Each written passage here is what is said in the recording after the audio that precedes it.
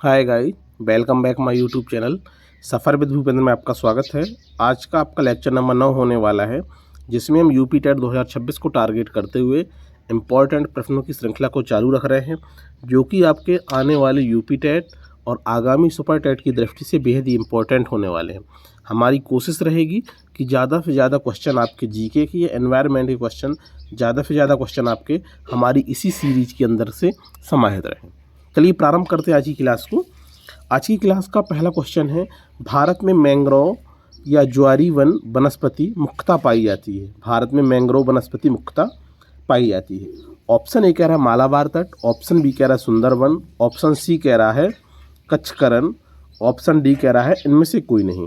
तो आपको जानकारी होना चाहिए कि भारत में जो मैंग्रोव वनस्पति मुख्य रूप से पाई जाती है वो पाई जाती है सुंदरवन में। कहाँ पाई जाती है? सुंदरवन में पाई जाती है। प्रश्न क्रमांक दो है, निम्न में से कौन सा जंगल पृथ्वी ग्रह के फेफड़ों के रूप में जाना जाता है? तो ऑप्शन ए कह रहा है टुंड्रा वन, ऑप्शन बी कह रहा है टैगा वन, ऑप्शन सी कह रहा है अमेजन वर्षा वन, ऑप्शन डी कह रहा है इनमें से कोई नहीं। तो देखिए, पृथ्वी ग्रह के फेफड़ों के रूप में अमेजन वर्षा वन मान जाने जाते हैं। क्या जाने जाते हैं?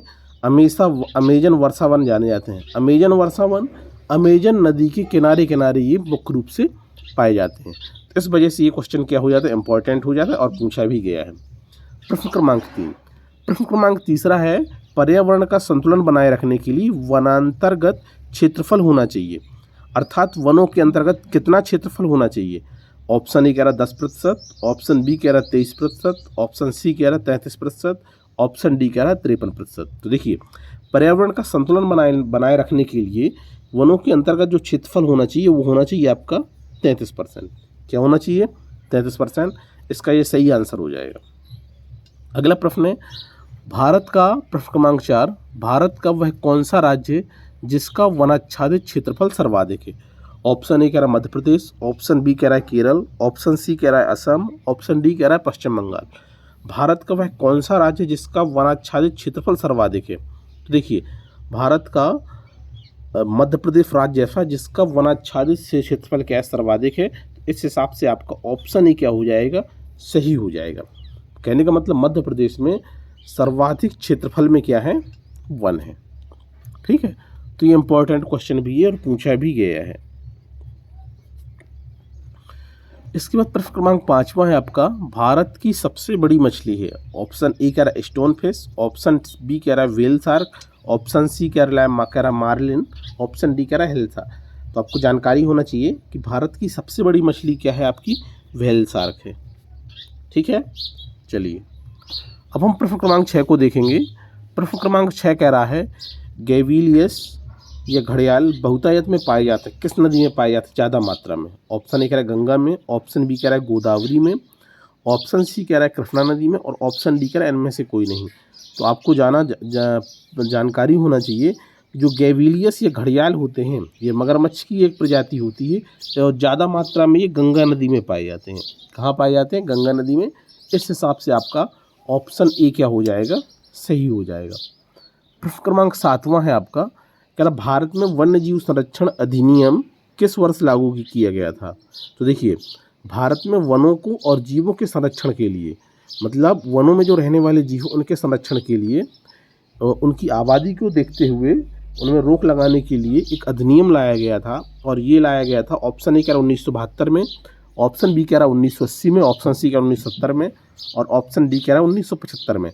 तो आपको जानकारी होना चाहिए कि भारत में वन्य जीव संरक्षण अधिनियम ये वर्ष 1972 में लाया गया था। ध्यान रखिए, वन्य जीव संरक्षण अधिनियम, अर्थात वनों में रहने वाले जीवों को संरक्षण के लिए। तो कब लाया गया था? 1972 में लाया गया था। चलिए, इसके बाद प्रश्न क्रमांक 8वां है। प्रश्न क्रमांक 8वां कह रहा है, भारत में कौन सा अधिनियम वन्य जीवों को संरक्षण प्रदान करता है? ऑप्शन ए वन संरक्षण अधिनियम 1980, वन्य जीव संरक्षण अधिनियम 1972, पर्यावरण संरक्षण अधिनियम 1996, ऑप्शन डी के रहने में से कोई नहीं। तो देखिए, कौन सा अधिनियम वन्य जीवों को संरक्षण प्रदान करता है? तो ऑप्शन बी हो जाएगा वन्य जीव संरक्षण अधिनियम 1972। जस्ट आपने ठीक अभी ऊपर देखा है। तो कौन सा अधिनियम? और वन्य जीवों को संरक्षण प्रदान करता है, तो वन्य जीव संरक्षण अधिनियम 1972, ये इम्पोर्टेंट है, कई बार पूछा गया है, तो ध्यान रखिए, वेरी वेरी इंपॉर्टेंट है ये क्वेश्चन। ठीक, अगला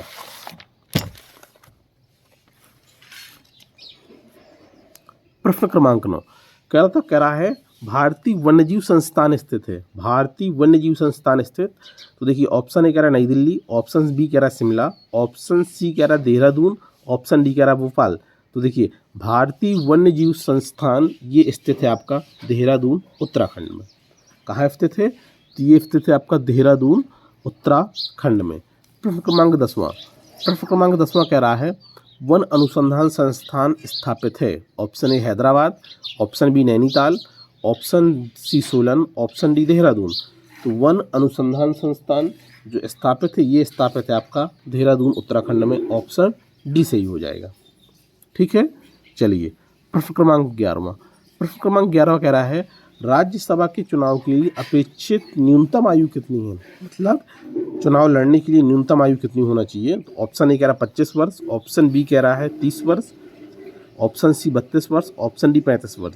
तो राज्यसभा के चुनाव के लिए अपेक्षित जो न्यूनतम आयु रखी गई है वो रखी गई है आपकी 30 वर्ष।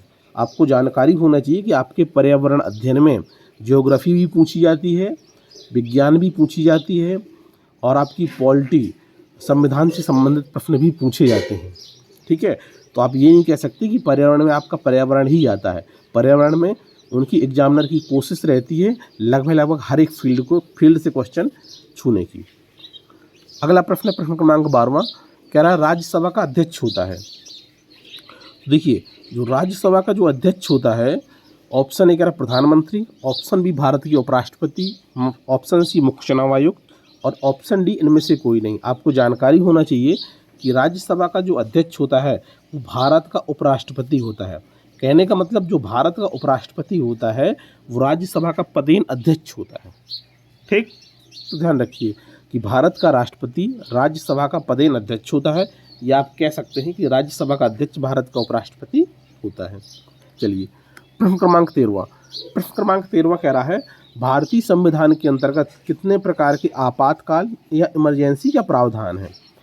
तो देखिए भारतीय संविधान के अंतर्गत जो इमरजेंसी का प्रावधान है, ऑप्शन ए कह रहा है 2, ऑप्शन बी कह रहा है 3, ऑप्शन सी कह रहा है 4, ऑप्शन डी कह रहा है 1।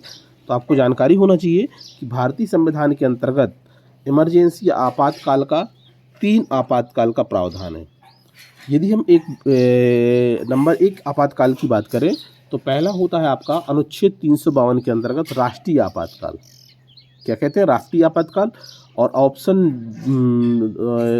ए हो गए, नहीं, जो 3 प्रकार के आपातकालों की प्रावधान की बात की गई है, तो पहला आपातकाल होता है आपका राष्ट्रीय आपातकाल अनुच्छेद 352 के अंतर्गत। दूसरा होता है अनुच्छेद 356 के अंतर्गत राष्ट्रपति शासन। जब किसी राज्य में संविधान का उल्लंघन होता है तो उसे देखते हुए वहाँ पे राष्ट्रपति शासन लागू किया जाता है, वो आता है अनुच्छेद 356 के अंतर्गत। और तीसरे प्रकार का जो आपातकाल की बात कही गई है वो अनुच्छेद 360 के अंतर्गत वित्तीय इमरजेंसी, वित्तीय आपातकाल या फाइनेंशियल इमरजेंसी का प्रावधान किया गया। तो ध्यान रखिएगा भारतीय संविधान के अंतर्गत 3 प्रकार के आपातकाल का प्रावधान किया गया है। चलिए प्रश्न क्रमांक 14 निम्न में से किसको मौलिक अधिकारों को लागू करने की शक्ति प्रदान की गई है। ऑप्शन ए कह रहा है भारत के सभी न्यायालयों को, ऑप्शन बी कह रहा है संसद को, ऑप्शन सी कह रहा है राष्ट्रपति को, और ऑप्शन डी कह रहा है सर्वोच्च न्यायालय और उच्च न्यायालय को। देखिए सभी मौलिक अधिकारों को लागू करने की जो शक्ति है वो संविधान ने दी है। सर्वोच्च न्यायालय हो गया और उच्च न्यायालय हो गया, सर्वोच्च न्यायालय और उच्च न्यायालय को मौलिक अधिकारों को लागू करने की शक्ति प्रदान की गई है। तो ऑप्शन क्या हो जाएगा? डी आपका सही हो जाएगा।